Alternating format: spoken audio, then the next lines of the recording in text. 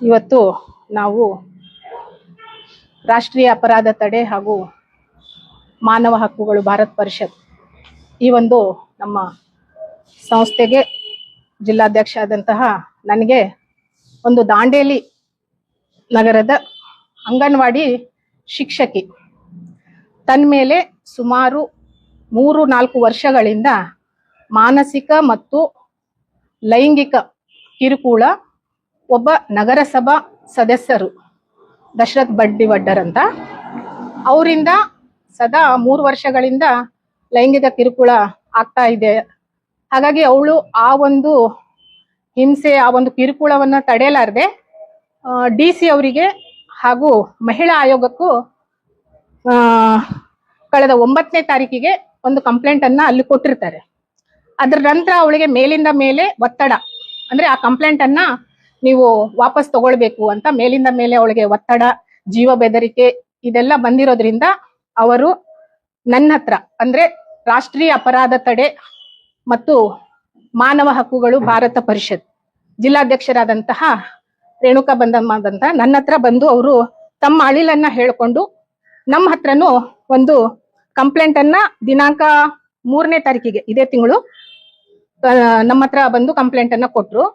So ಆ ಒಂದು ವಿಷಯಕ್ಕೆ ನಾವು ಸರಿಯಾದ ಮಾಹಿತಿ, ಆಮೇಲೆ ಅದಕ್ಕೆ ಕರೆಕ್ಟ್ ಆಗಿ ಪುರಾವೆಗಳು ಸರಿಯಾಗಿ ಇದಾವೋ ಇಲ್ಲೋ ಅಂತ ಪರಿಶೀಲನೆ ಮಾಡಿ ಎಲ್ಲ ಪುರಾವೆಗಳು ಆ ಒಂದು ದಶರಥ್ ಬಂಡಿವಡ್ಡರ್ ನಗರಸಭಾ ಸದಸ್ಯರಾದಂತಹ ದಶರಥ್ ಬಂಡಿವಡ್ಡರ್ ಅವರ ವಿರುದ್ಧ ಇರೋದ್ರಿಂದ ಅದನ್ನೆಲ್ಲ ಪರಿಶೀಲನೆ ಮಾಡಿ ನಾವು DYSP ಅವ್ರ ಹತ್ರ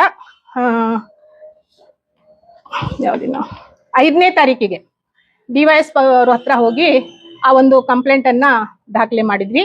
ಕಡೆಗೆ ಅವರು ಅಲ್ಲಿಂದ PSI ಅವ್ರ ಹತ್ರ ಹೋಗಿ ಒಂದು ಇದರ ಮಾಹಿತಿಯನ್ನ ಸರಿಯಾಗಿ ಕೊಟ್ಟು ಅಲ್ಲಿ ನೀವು ಮುಂದಿನ ಕಾನೂನು ಕ್ರಮ ಕೈಗೊಳ್ಬಹುದು ಅಂತ ಹೇಳಿದವಾಗ ನಿನ್ನೆ ದಿನ ಅಂದ್ರೆ 7ನೇ ತಾರೀಕಿಗೆ ನಾವು DYSP ಆಫೀಸಿಗೆ PSI ಅವ್ರ ಹತ್ರ ಹೋಗಿ ಎಲ್ಲ ದಾಖಲೆ ಸಮೇತ ಅವ್ರಿಗೆ ಒಂದು ಹೆಣ್ಮಗಳಿಗೆ ಯಾವ ರೀತಿ ಒಂದು ಕಿರುಕುಳ ಆ ಒಂದು ನಗರಸಭಾ ಸದಸ್ಯ ಕೊಟ್ಟಿದ್ದಾರೆ ಅದನ್ನೆಲ್ಲ ವಿಷಯವನ್ನ ಸರಿಯಾಗಿ ತಿಳಿಸಿ, ಆಮೇಲೆ ನಮಗೆ ನಿಜವಾಗ್ಲೂ ಹೇಳ್ಬೇಕಂತಂದ್ರೆ ಪೊಲೀಸ್ ಅಧಿಕಾರಿಗಳು ನಮ್ಗೆ ಒಳ್ಳೆ ಸ್ಪಂದಿಸಿದ್ದಾರೆ. ಇಮಿಡಿಯೇಟ್ಲಿ ನಮಗೆ FIR ಆಗ್ಲಿಕ್ಕೆ ನಮ್ಗೊಂದು ಅನುವು ಮಾಡಿಕೊಟ್ರು. ಹಾಗಾಗಿ ಇವತ್ತಿನ ದಿನ ನಗರಸಭಾ ಸದಸ್ಯರಾದಂತಹ ದಶರಥ್ ಬಂಡಿವಡ್ಡರ್ ಮೇಲೆ FIR ದಾಖಲೆ ಆಗಿರೋದ್ರಿಂದ ನಮ್ಮ ಪೊಲೀಸ್ ಡಿಪಾರ್ಟ್ಮೆಂಟ್ಗೆ ನಮ್ಮ ಸಂಸ್ಥೆ ಪರವಾಗಿ ಧನ್ಯವಾದಗಳನ್ನ ಹೇಳಲಿಕ್ಕೆ ಬಯಸ್ತೀನಿ. ಹಾಗೆ ಎಷ್ಟೋ ಮಹಿಳೆಯರಿಗೆ ಈ ಒಂದು ವ್ಯಕ್ತಿಯಿಂದ ಬೇರೆ ರೀತಿಯಿಂದ ಕಿರುಕುಳ ಆಗಿರೋದು ನಮ್ಗೆ ಮಾಹಿತಿ ಬಂದಿದೆ. ಆದ್ರೆ ಅವುಗಳಿಗೂ ಸರಿಯಾದ ಸಾಕ್ಷಿ ಸಿಕ್ಕರೆ ನಾವು ಅವ್ರ ಜೊತೆಗೂ ನಾವು ಖಂಡಿತ ನಿಲ್ತೀವಿ ಅಂತ ನಾವು ಹೇಳಲಿಕ್ಕೆ ಬಯಸ್ತೀವಿ. ಹಾಗೆ ಬೇರೆ ಬೇರೆ ರೀತಿಯಿಂದ ಬೇರೆ ಬೇರೆ ಜನರಿಗೆ ಒಂದಲ್ಲ ಒಂದ್ ರೀತಿಯಿಂದ ಈ ಒಬ್ಬ ವ್ಯಕ್ತಿ ತೊಂದರೆ ಕೊಟ್ಟಿದ್ದು ನಮ್ಗೆ ಕಾಣ್ತಾ ಇದೆ. ಮತ್ತೆ ಬಹಳಷ್ಟು ಜನ ಈ ಒಂದು ನಾವು ಪ್ರಕರಣ ಕೈ ತಗೊಂಡವಾಗ ಬಹಳಷ್ಟು ಜನ ನಮ್ಗೆ ಮಾಹಿತಿಗಳನ್ನ ಕೊಡ್ತಾ ಇದ್ದಾರೆ.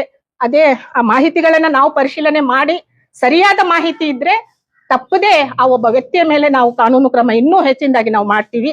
ಹಾಗೆ ಈಗ FIR ದಾಖಲೆ ಆಗಿದೆ, ಮುಂದೆ ಅವರನ್ನ ಅರೆಸ್ಟ್ ಮಾಡ್ಬೇಕು, ಆ ಒಂದು ಒತ್ತಡನು ನಾವು ತರಬೇಕು ಅಂತ ನಾವು ಇಲಾಖೆಗೆ ಕಾನೂನು ರೀತಿಯಿಂದ ನಾವು ಒತ್ತಡವನ್ನು ತರೋದಕ್ಕೆ ಪ್ರಯತ್ನ ಮಾಡ್ತೀವಿ. ಹಾಗೇನಾದ್ರೂ ಆಗದೇ ಇದ್ದಲ್ಲಿ ನಮ್ಮ ಸಂಸ್ಥೆಯಿಂದ ಉಗ್ರ ಹೋರಾಟ ಅಂತೂ ಖಂಡಿತ ಆಗೇ ಆಗತ್ತೆ. ಯಾಕಂತಂದ್ರೆ ಇಲ್ಲಿ ಮಹಿಳೆಯರಿಗೆ ಯಾವುದೇ ರೀತಿ ತೊಂದರೆ ಆಗ್ಬಾರ್ದು. ಮುಂದಿನ ದಿನಗಳಲ್ಲಿ ಎಲ್ಲಿಯಾದ್ರೂ ಯಾವುದೇ ಹೆಣ್ಣಿಗೆ ಒಂದು ಕಿರುಕುಳ, ಮಕ್ಕಳಿಗಾಗ್ಲಿ ಹಿಂಸೆ, ಯಾವುದೇ ರೀತಿ ತೊಂದರೆ ಆದ್ರೆ ನಾವು ಸಂಸ್ಥೆ ಸದಾ ಅವ್ರ ಜೊತೆಗೆ ಇರ್ತೀವಿ ಅಂತ ನಾವು ಈ ಮಾಧ್ಯಮದ ಮೂಲಕ ಹೇಳಲಿಕ್ಕೆ ಇಷ್ಟಪಡ್ತೀವಿ.